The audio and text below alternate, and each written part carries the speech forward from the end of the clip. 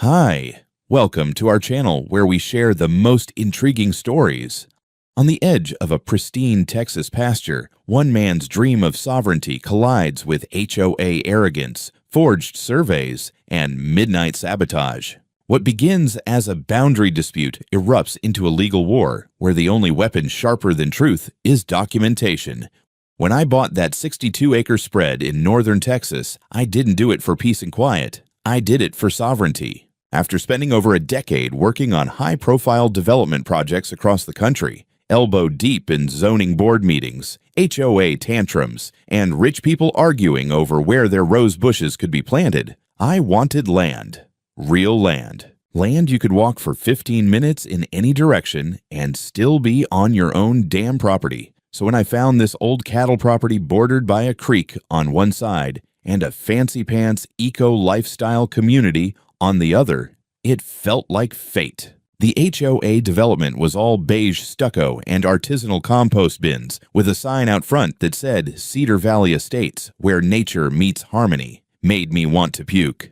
But the land was good. The title was clean. And, most importantly, that little HOA utopia had no claim to a single inch of my soil. The closing went smooth. I had the old survey documents reviewed, verified the plat records against county GIS layers, and even flew my own drone over the perimeter, just for good measure. I marked all the corners myself, dropped brass caps, and logged every point with sub-inch RTK GPS. I didn't just own this land, I knew it, better than any bureaucrat behind a desk ever could. The first 2 months were bliss. I was living in a double-wide while fixing up the barn, cleared out mesquite, reinforced the fencing along the north pasture, and even started planning where I'd run the water lines once I broke ground on the house. The HOA folks mostly stayed on their side. A few curious joggers stared a little too long, and one guy asked me if I was building a shooting range, but otherwise, radio silence. That changed one Thursday afternoon in early March. I just finished dragging a dead cedar out of the creek bed when I noticed something strange near the eastern fence line. At first, I thought it was a stack of construction lumber someone had dumped. But as I got closer, I saw it. A brand new cedar plank fence gleaming and smug, stretching a good 40 feet across what I knew for a fact was my land. It wasn't just leaning in, it was trespassing. By the time I paced it out and checked my reference stakes, I confirmed it was over 15 feet deep into my property. Not only that, but they'd already poured concrete footings. Whoever did this wasn't guessing. They had plans. And, sure enough, there it was, a smug little metal sign bolted to one of the posts.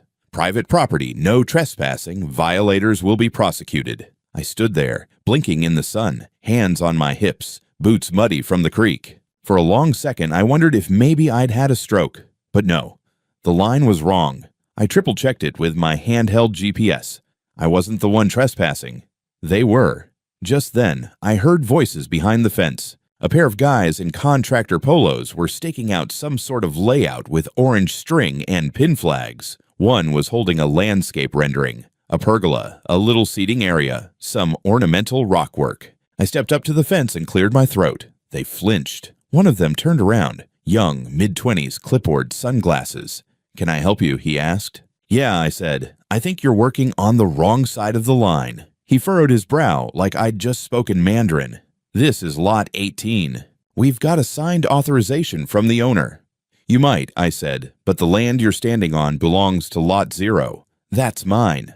You're about 15 feet over the line." He frowned and looked back toward the house on the other side of the fence. Modern 2-story solar panels, decorative cacti. Then he pulled out his phone and called someone. After a quick exchange, he handed it to me. The voice on the line was cheerful and condescending. "Hi there. This is Diane Hoffman. My husband and I live at 18 Cedar Grove. There must be a mix-up, but no worries. We had a survey done last month by a licensed professional. Everything's above board. The fence is exactly where it should be." I rolled my eyes so hard I almost fell over. "Ma'am, I am a licensed professional. I'm a land surveyor. Been one for 16 years. I reviewed the original plats before I even closed on this place." She laughed lightly. "Oh, I see. Well, perhaps you should speak with our surveyor. He can explain everything. We really want to maintain good neighbor relations, of course." "Of course." I handed the phone back and told the landscapers to stop working until the boundary issue was resolved. They nodded like they didn't want to be there to begin with. Back at the trailer, I pulled up the county assessor's portal, cross-checked my survey files, and plotted the parcel overlay on my drone orthomosaic. No ambiguity. No confusion. That fence wasn't close to the line. It had invaded, and that meant we were going to have a problem. The first thing I did the next morning was dig out my Trimble GPS rover and crank up the accuracy settings. If someone was going to play turf war on my land, they'd better be ready to dance with a man who makes a living settling those exact fights. I've spent most of my adult life resolving disputes where a few inches meant a lawsuit. This one was feet, plural. I loaded the project control points I'd already recorded when I bought the property and walked the eastern boundary line with precision down to the 10th of a foot. Every reading confirmed what I already knew. The Hoffman's pretty new fence wasn't just close to the line. It was a full 4.6 meters over it. But I wasn't going to storm their house with a printout just yet.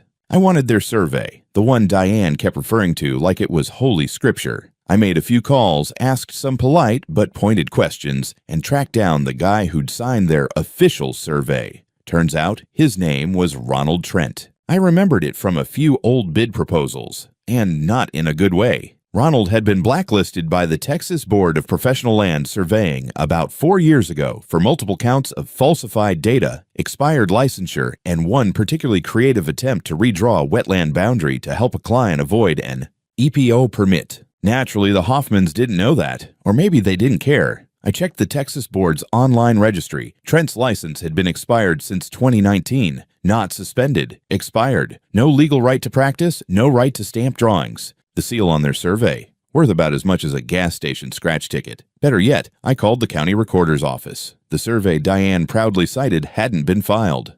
There was no record of a boundary adjustment, no permit for fence installation crossing a property line, and definitely no registered plat revision, which meant the fence wasn't just wrong, it was illegal. That afternoon, I typed up a formal notice of encroachment. I cited the parcel ID, listed the GPS coordinates of the actual boundary, and attached copies of my own registered survey, including aerial overlays. I also included Ronald Trent's expired license status and a notarized affidavit of my findings. It was, if I may say so, a surgical little document, sharp enough to slice through denial, but polite enough to avoid a full-scale war. I walked it across the fence and hand-delivered it to Mrs. Hoffman, who opened the door wearing yoga pants and that forced smile of someone pretending not to be caught elbow-deep in a neighbor's cookie jar. 3 days, I said, handing her the envelope. That's how long you have to take it down before I escalate this formally. She blinked at the papers, her smile twitching. But Mr. Trent said, Mr. Trent, I interrupted, hasn't been legally allowed to practice since before COVID. That survey you paid for? It's not worth the ink it's printed with. Her mouth opened, then shut again. We'll review this with our HOA legal advisor. I chuckled. Good luck with that. This isn't HOA business, it's property law. And unless your HOA moonlights as a court of law, I don't think they're going to help you. Later that evening, I saw the flashing lights pull up outside. 2 sheriff's deputies stepped out. Standard call, I assumed. Diane must have claimed I threatened her. I stayed calm, professional, offered them cold water, and sat down with them on my tailgate. I showed them my license, the registered survey, the GPS log data, the affidavits. I even let one of them take a look through my total station to show how the laser line shot clean across the landscape, straight through their fancy new pergola zone. The deputy, a big guy with a sunburned neck and a no-bullshit vibe, whistled low. Well, damn, he muttered. She didn't mention you were a professional surveyor. Funny how people leave that part out, I said. After 30 minutes of civil conversation, they left without incident. No report filed, no warnings issued, just a promise that they'd note the situation and advise the Hoffmans to settle this without escalating.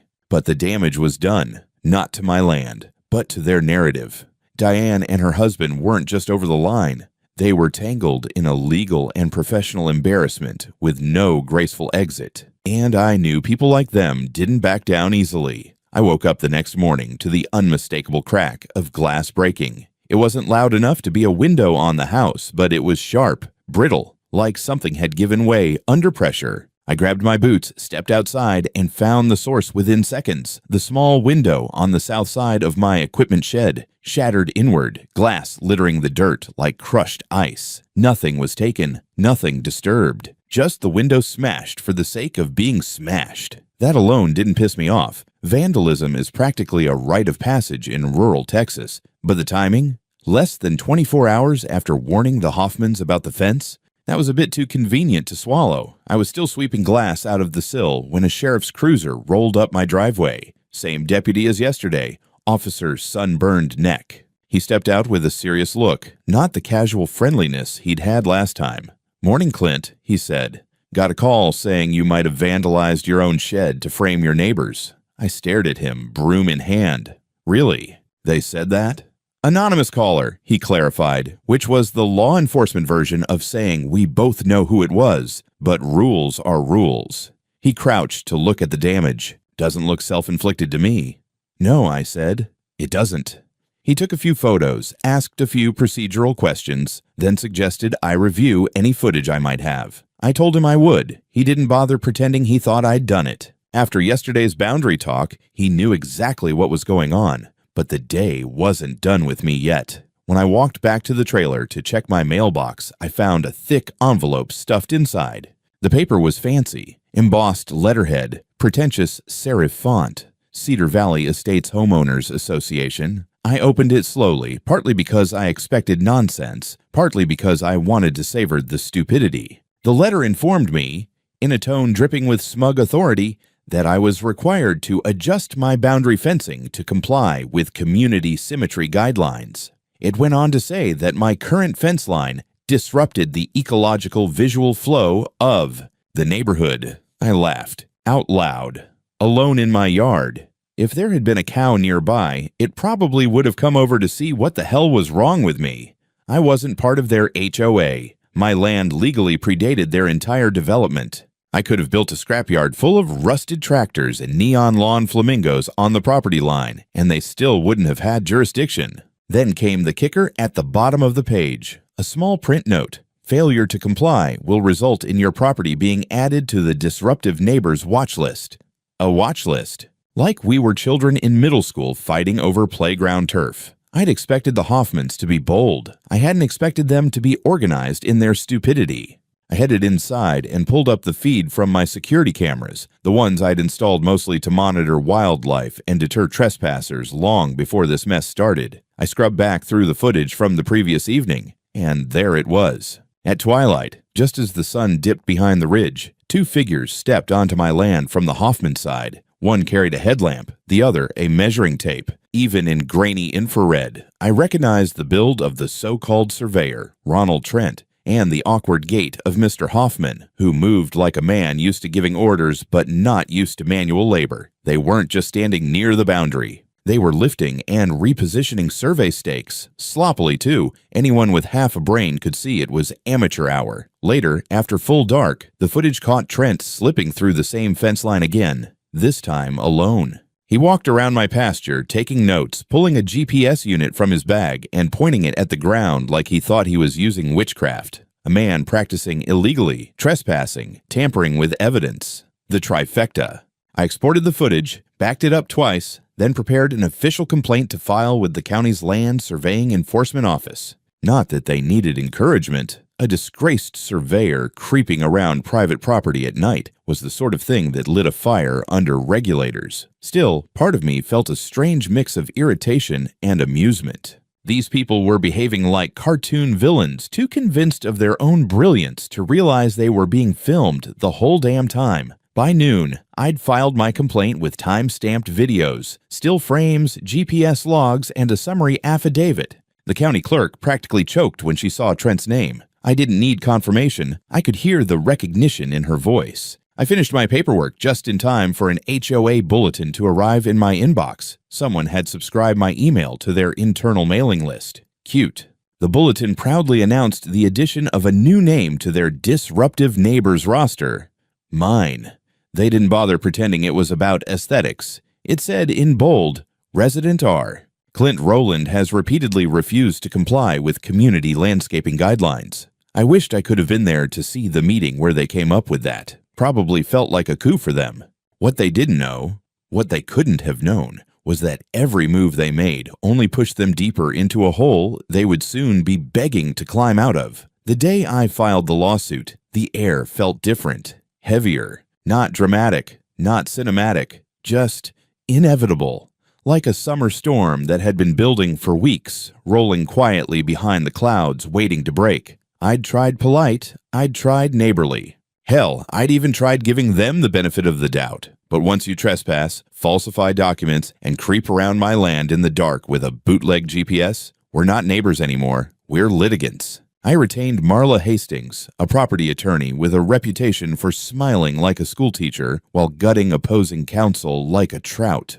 When I handed her the folder full of GPS overlays, time-stamped footage, Ronald Trent's expired license, and the fraudulent survey, she took one look and said, "Well, this won't take long. We filed for unlawful encroachment and construction, boundary infringement, infrastructure damage. That was for the crushed drainage pipe I'd found under one of their concrete footings. Defamation thanks to the HOAs, smear campaign, and their little disruptive neighbors list. And, of course, trespassing."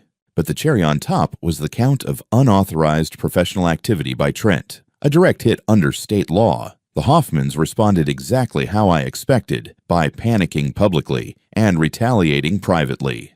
Within 48 hours of being served, I got hit with a counterclaim from their lawyer. They accused me of sabotaging community beautification efforts, of deliberately obstructing shared landscaping continuity, and, this one was almost poetic, using specialized technical knowledge to manipulate perceptions of boundary. Legitimacy. In other words, I knew too much, and that made them look bad. Meanwhile, the HOA held a special session and released a statement backing the Hoffmans.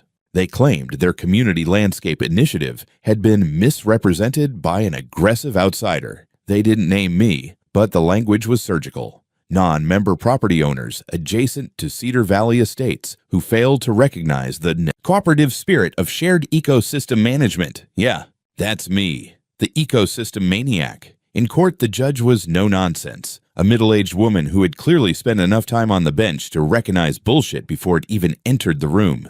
Marla walked her through our filings like she was narrating a bedtime story, calm, measured, merciless. She presented the footage of Trent and Mr. Hoffman moving boundary stakes, the grainy night vision video of Trent wandering around with his toy GPS, the metadata logs from my own equipment. She also pulled out Ronald Trent's disciplinary record, not just the expired license, but his entire sheet. Previous lawsuits, fines, one attempted bribery charge that had been dropped on a technicality. It was a rap sheet with a business card. By the time we were done, the judge looked like she was fighting the urge to reach for hand sanitizer. The Hoffman's lawyer tried to shift the narrative, claimed that my data couldn't be verified because I was both the landowner and a surveyor, and therefore biased. That got shut down immediately. My records had already been cross-verified by a third-party county-certified surveyor we brought in just for this purpose. Then came the paperwork reveal. The county land office testified that no valid survey from Trent had ever been submitted. The one the Hoffmans had been waving around was never recorded. The notary stamp was real, but applied to a blank signature page. Trent had essentially printed out a fake document, had it notarized without content, and filled in the rest later. It was document forgery. Amateur hour. Best part. As we were walking out of court on day 2, a marshal intercepted Trent at the courthouse exit, warrant in hand. He tried to drive out of state after our complaint was processed, but the county had flagged his vehicle on the interstate and picked him up on the spot. The man literally got arrested in view of the courthouse doors. Back inside, the judge laid it out plainly. My survey data was the only set entered into the record that was certified, time-stamped, and independently verified. The other side had no admissible data. None. The judge wasn't done with HOA either. After being presented with their communications, it became clear they'd stepped way outside their lane. Their bylaws had zero jurisdiction over my parcel. My land wasn't platted into their community. I wasn't subject to their rules. And their attempts to demand compliance from a non-member bordered on harassment. Not only does the HOA lack authority over the plaintiff, the judge said, they seem to have made significant efforts to assert that authority through misrepresentation and unofficial communication channels. That is, to be clear, unacceptable. The mood shifted after that. The press didn't show. This wasn't that kind of trial, but word spread quickly through the development. The smug condescension I'd seen in their faces at the last community meeting was replaced with something closer to fear. Not of me, but of what I represented. A neighbor who couldn't be bullied, who knew the law better than they did, who came with receipts. The morning of the final hearing, I made coffee strong enough to strip paint. I sat on the porch of my trailer, boots up on a cooler, watching the mist crawl over the east pasture like a living thing. I wasn't nervous. I wasn't smug. I was just ready. Some people pray before court. I checked my GPS logs and triple-checked timestamps. The courtroom was quiet that day. No theatrics, no gallery full of rubberneckers. Just the judge, the attorneys, a bailiff who looked like he could snap a 2x4 with his eyebrows, and a handful of observers. Among them, Diane Hoffman in a scarf that probably cost more than my monthly mortgage, and her husband, who looked like someone had shoved a lemon wedge down his throat. They'd already lost. They just didn't know how badly yet. Judge Daniels read her ruling out loud, and I swear to God, it was better than jazz. First came the encroachment ruling. The fence? Built illegally on my property. The survey? Invalid and unrecognized by any legal or professional registry. The damage to my drainage line, substantiated with photos, repair receipts, and an affidavit from the contractor who fixed it. Then she addressed Ronald Trent. Mr.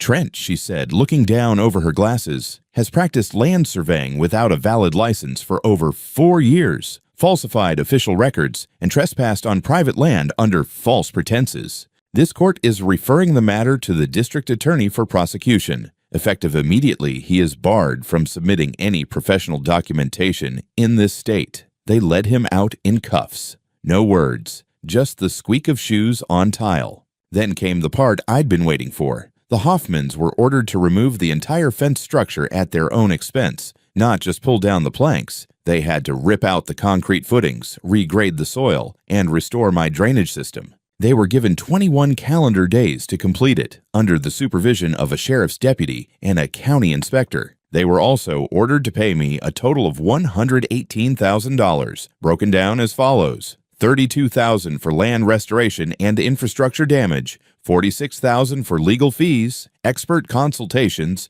and court costs, and $40,000 in general damages for undue hardship, reputational harm, and malicious neighbor interference. But Judge Daniels wasn't done. She turned her attention to the HOA, and the mood in the courtroom shifted from victory to vengeance. It turns out the HOA had been doing more than just sending passive-aggressive letters. Through discovery, Marla had unearthed a trail of internal emails, text messages, and minutes from private, informal sessions that proved the HOA board had actively coordinated efforts to pressure me into conformity, despite knowing I wasn't under their jurisdiction. They had printed and distributed flyers labeling me a hostile resident. They'd added me to a community watch list used to justify patrolling my fence line, and they had even discussed planting sympathetic vegetation near the disputed area to blend it visually into the neighborhood aesthetic. In other words, make it look like my land was theirs. All of this Daniels called what it was: malicious overreach. She ordered the HOA to issue a formal retraction of any communications involving my name, publicly acknowledge that my property lies outside their governance, permanently remove me from any internal records, lists, or correspondence, and publish a written apology in their next community bulletin. The cherry on top? The HOA president, Diane's best friend and book club buddy, resigned the same afternoon for personal reasons.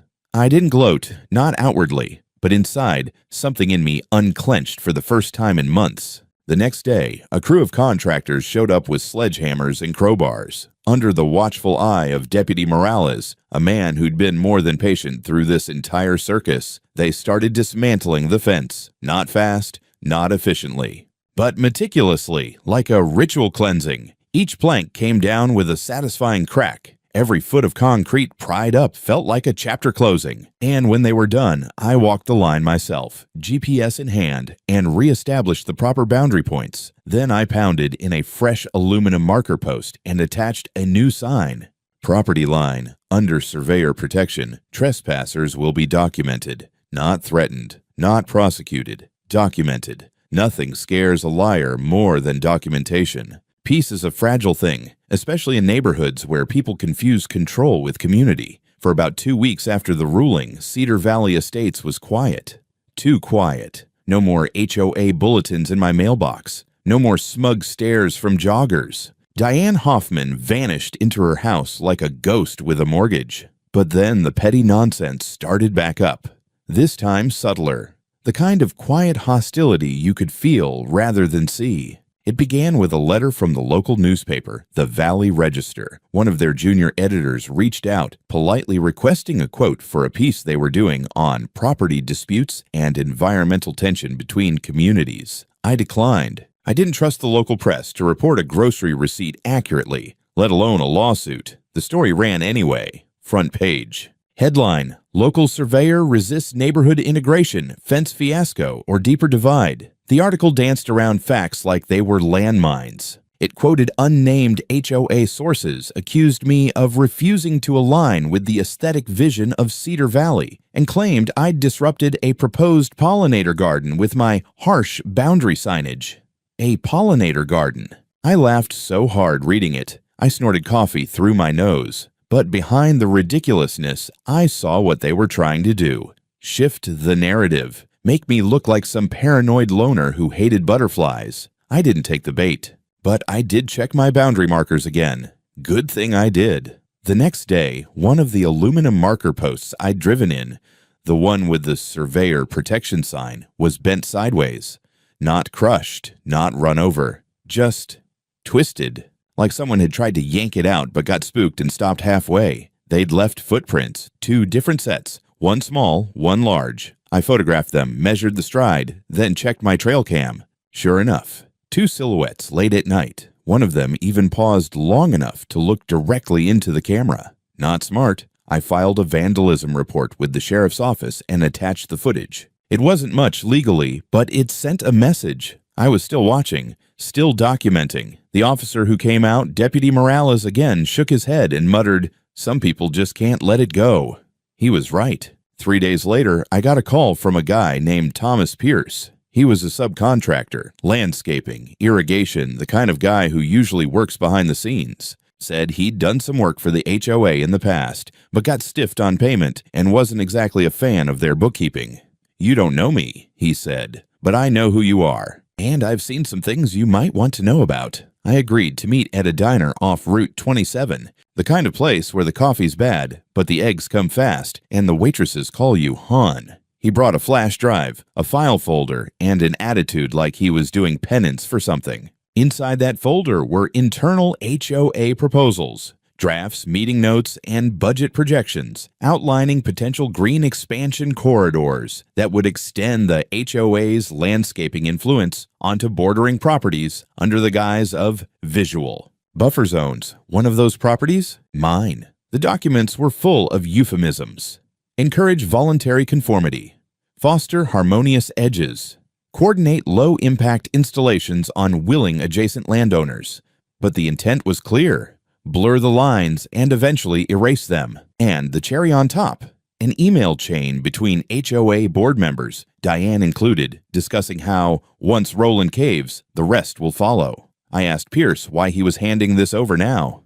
"They burned me," he said, sipping watery coffee. I figured they deserved it back. I took the folder, the drive, and my time walking out. This wasn't just a rogue neighbor with a hammer anymore. This was a coordinated strategy to rewrite property boundaries through pressure, paperwork, and public narrative. I'd spent most of my life watching bureaucracies try to claim what didn't belong to them. But this was personal. And it wasn't over yet. I'd always believed in paperwork. That's what sets civilized people apart from the animals. Paperwork, notarization, and precise coordinates. So when Thomas Pierce handed me that folder of internal HOA documents, it wasn't just a smoking gun, it was a fully loaded cannon, stamped and indexed. The next morning, I got to work.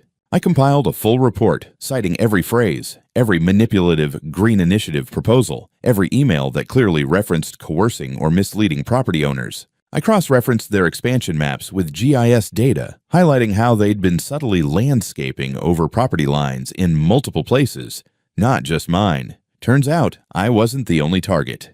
The Johnsons, an older couple with a corner plot on the West End, had mysteriously agreed to let HOA volunteers reclaim a drainage ditch for native plants. That ditch was county regulated and on their deed. Another neighbor had their mailbox moved to conform to visual flow. Their legal boundary? 2 feet to the left. I packaged everything into a clean dossier, digital and physical. Then I made 2 deliveries. The first went to the county attorney's office. I met with a compliance investigator and walked her through every page. She asked one question: how many properties are affected? I told her I'd only confirmed 3 so far, but that if they dug deeper, they'd probably find more. She didn't nod. She just started typing. The second package went to Cedar Valley residents directly. I had 27 printed envelopes, 1 for every home in the development, with a letter inside that read, "Your HOA board has knowingly engaged in unauthorized land use activity, targeting both non-members and unsuspecting residents. I have provided evidence of these actions to the county attorney's office. I encourage you to read what your dues have been funding."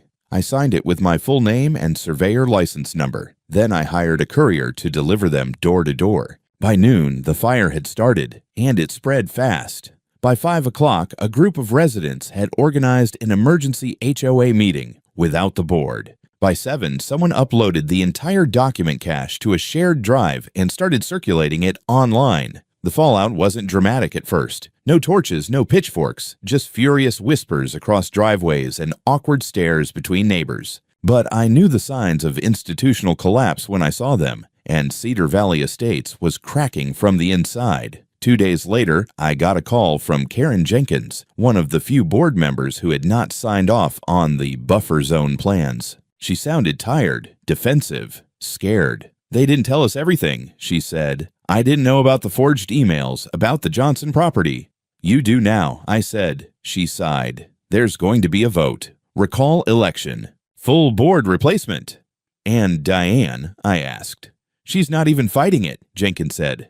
"She's already talking about listing her house." For the first time in months, I felt something close to satisfaction. Not revenge, not even justice. Just balance, like the needle on a compass finally settling north. But the consequences didn't stop with HOA politics. A week after the documents hit the public, the county zoning office issued a formal warning to the Cedar Valley HOA for unpermitted landscaping over public right-of-way and potential encroachment on private properties. The sheriff's department opened an investigation into vandalism and property line tampering. Several residents, emboldened by what they'd learned, began conducting their own property audits. And me? I started getting emails. Not angry ones, not threats. These were from people outside the neighborhood, landowners, small ranchers, even retirees who'd bought lots near newer developments. People who'd read about my case through community forums or friends and wanted to know, how do I protect my land from HOA overreach?